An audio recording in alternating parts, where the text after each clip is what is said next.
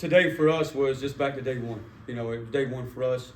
It was the most important day of the year, of the week, because it's today. We can't worry about tomorrow, can't worry about yesterday, can't worry about anything that's going on outside right now. We got to worry about the young man in our locker room. We got to focus on getting ready for Temple, focus on our seniors, and how can we prepare today to get ready for Saturday? And that's all we were focused on this morning. Focus on our practice, focus on our meetings. We changed a few things up, just how we, what time we met or what order we met in or how we did order of practice, just to kind of create a little flow there differently, a little different vibe maybe, so to speak. And my whole purpose of that is just try to create some positive energy and positive vibe within our players and within our locker room. And I told our coaches, I said, when we go out there, like, they got to feed off us. I said, we got to be the most energetic guys out there. And our young men certainly responded. At the end of the practice there, we had a little, called it a no-quarter drill, just some perfect plays and finished with a score and everybody celebrating the end zone. I told them, I said, hey, I'd love to see that. That's what we need to take into Saturday. You don't just need soap on Tuesday. You got to take it to Saturday. And if you'll take that effort and that energy into Saturday, I think we'll have an opportunity to play the way we want to play. So, Coach, it seemed like going off that, the energy was high. I guess, I don't know, what were your expectations going into Sunday and then today, and just see the guys respond like they have? How much does that mean to you? Yeah, thanks, Steve. First of all, you're going through this thing and you realize, like, you wake up about 3:30 in the morning and you're thinking, hey, what I got to do before practice, what I got to do after practice, how I got to handle this situation, handle that situation. And you worry about all those things, and then you get out there in the grass and you realize the guys just kind of take care of themselves and they move around the way they should and they handle themselves like professionals and practice the way they should. Obviously, we got to clean a lot of things up before Saturday. X and O, fit-wise, communication, we got to continue to work on that. But the energy and the effort, I thought was very positive. And that was the focus, and that'll be the focal point moving forward. And we got to clean, execute at a higher level. But just the way they finished practice, I think that's something we can spin on into the afternoon's meetings and on to tomorrow. How hard is it with all the assistants, with all their families, and everybody's in a state of flux thinking about the future, and you're trying to keep everybody, like you said, can't do anything about it right now, but guys got that, especially the coaches with families. Yeah, I mean, I was on a Zoom call last night with all our players' parents, and just kind of communicating with them, and letting them know we're here for them, here for their son, and that we're doing this for our seniors, and that we're looking out the windshield, not the rear view. And like one of the few questions I got was about the staff and the families. So I thought that was pretty cool. That's where their mind was at, even though their son's going through a situation. But that's what we got to mark. That's life. We're going to face adversity in life. We're going to face adversity, as a parent, as a dad, as a husband, or in our job. We got to keep marching forward, keep looking at the windshield. This morning, it's win the day this morning, win practice. This afternoon, it'll be, film study, win the film study. When players come back in, hey, let's win that meeting. Let's do a great job teaching in that meeting and making sure we're connecting with those young men and preparing ourselves for Temple on Saturday. And I'll tell the guys after that, it'll be, hey, prepare your body for tomorrow, to win tomorrow. So it's win every minute of the day right now, and that's all we got to do is look forward, never backwards. As you take on this role, you're trying to encourage these players to kind of push through this adversity. How are the players encouraging you to take on this role? They're everything. It's easy to get frustrated, but we're not going to. I just smile and I look at them and they bring new energy. JD and Clark, pinball, had suffered an injury early in the season. Nobody could be more down than that young man, but nobody has better energy than that young man. And I look at him and say, like, how could I be any different? I got to be more like him. And I think all of us do, and all of our players do, kind of continue to march forward and feed off each other. And I said, that's what will happen if, one of us are having a bad day, to pull each other up. And that's kind of what I just thought the seniors about. Like, hey, you guys probably understand this more than anybody else. You guys make sure you're taking the rest of our locker room and, can keep them together, keep them in tight, and we stay together. How do you balance putting your own spin on things versus, trying to keep some sense of routine during this time? Yeah, you got to, there's a fine line, right? Fine line of, hey, let's keep the routine and do what we do and keep the goals and the main thing, and then change the thing up or two that, hey, you don't change too much, but still make it fun, still make it energetic, blah, blah. And, I don't think changing something may just be a different way to approach it or attack it. And it may just change their mindset or get their mind off a normal routine. I think sometimes we get in a certain routine or a certain rut, and you kind of, here we go, you know. And I told Coach Big John, like, we're going to stretch a different way. Just say we stretch a different way. So it's not the same way we stretch on game day. That way, go to game day stretch, hey, it's time to ride. I told the guys that. So that's, you know, we're not changing up just the purpose of change. We're changing up for reasons and just kind of, you know, to create some new energy there, a new focus and a new mindset. And really just say it's a brand new day. It says day one, brand new day, and our focus is forward on Temple.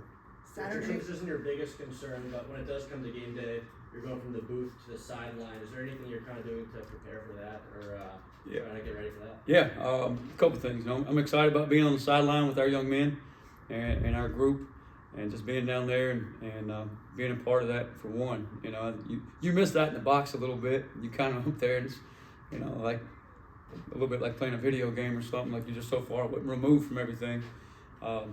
I did enjoy my Diet Mountain Dews up there. But no, I'm looking forward to being down there and being with our guys. I'll still call the defense. You know, I try to keep everything as consistent as possible. With that, Coach Shankweiler is going to be in the box and helping manage the game from a clock management standpoint, and just kind of going through things there. And we'll communicate with him.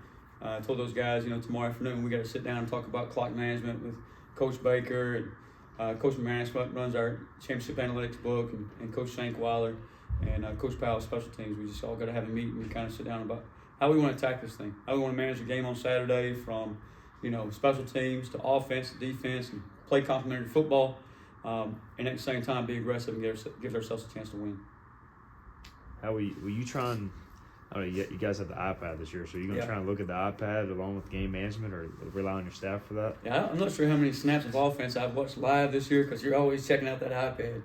You know, I spoke to somebody that met with Coach Belichick early in the offseason, and said, Coach Belichick said, don't try to watch every snap, just get the ones fixed that give you problems. And that was probably good advice, and I didn't listen to it.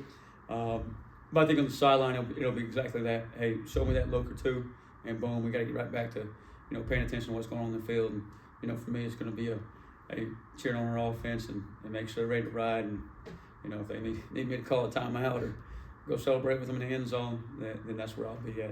That's where I'll be needed. But you're exactly right. The booth, as far as your eyes up there and seeing some things, is different than it was years ago. You know, years ago, you were totally relied on that guy up top to tell you exactly what was going on the far sideline, maybe in the box, or a guy on the sideline couldn't quite see. But now you have instant replay at your hand, and every single play from 4 different angles, and sometimes you can hear the TV announcers on it as well. So it's changed the game for sure.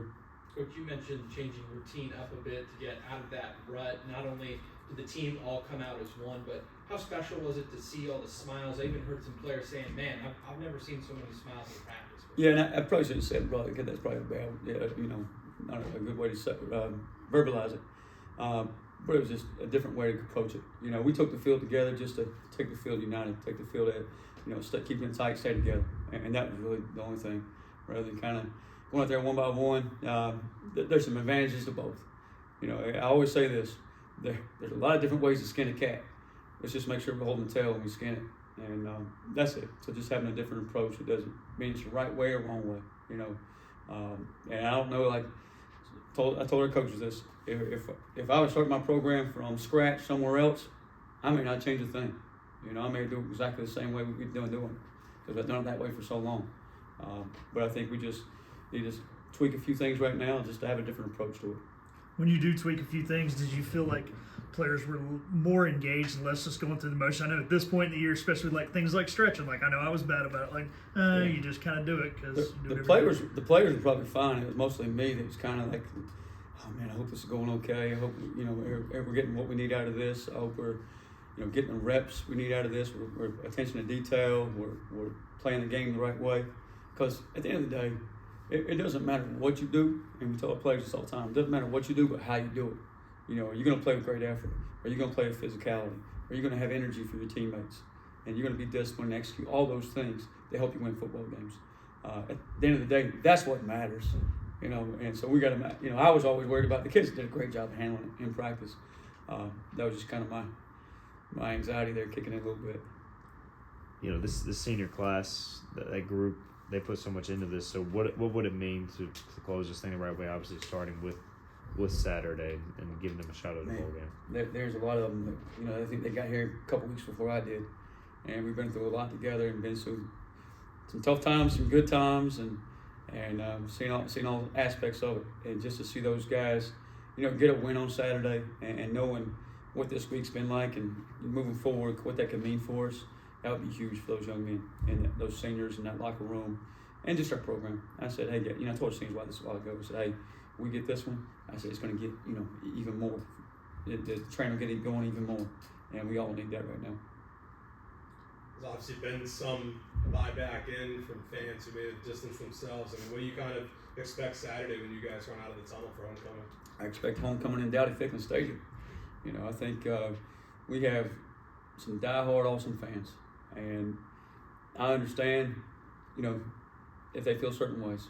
I get it, but I don't think for 1 second they won't fill that place up and be proud to be back in Dowdy, and be a part of Pirate Nation, be with their classmates, and be proud of this university. I understand that they have some frustrations. We all do, and we all want to get those fixed. And we all got a lot of football left to play. We got 5 games left to play. I mean, that's a lot of football. We're sitting here 3-4 with 5 games left to play. You only focus on 1 game at a time. You only focus on Temple, but there's a lot of different outcomes can come up in 5 games. And so that's what we talked to our players about. And we got to just go enjoy Saturday. And I think I appreciate being at this place because you have passionate fans. They have opinions, and everybody's entitled to it. And I appreciate their passion. I'd rather be at a place that has passion and cares than a place that has no passion, doesn't care, and never shows up one way or the other. So I glad to be a part of that, and I appreciate that. So if it does come to Saturday, will it be game starting again at QB? Every day is like, and I would say this, I've never been asked a quarterback question in my life. A couple things, like, you don't realize when you're on one side of the ball, quarterback plays, like, the number one topic you're going to talk about. The other thing we talked about or come up earlier in the meeting this week was the air in the ball. Is it too inflated, inflated too much, not enough? I'm like, who cares, right? Just go get a turnover and go put it in the end zone, But every day is a competition. And we need to make every position like that, whether it's quarterback, whether it's O-line, D-line, secondary, linebacker. I did think Caden played extremely well his last time out, And, I think Jake's done some good things this season too. I got to sit down with both of them and not to talk about football, just to get to know them better as young men. Like, the defense side of the ball, I spent a lot of time with those guys and have for the last several years. And I always bump fists with those guys in the hallway and, pound them up and all that kind of stuff. But, for sit down and have a conversation with them, how many times have I done that with an offensive guy? So I just need to do that and just, give them the vision and give them the goals and tell them how proud I am of them. And hey, we got nothing to lose. Let's let this thing ride. Let's go play freely. And that's everybody in the program. Let's don't put pressure on ourselves. Let's go play. Let's go turn it loose and just see what happens from there.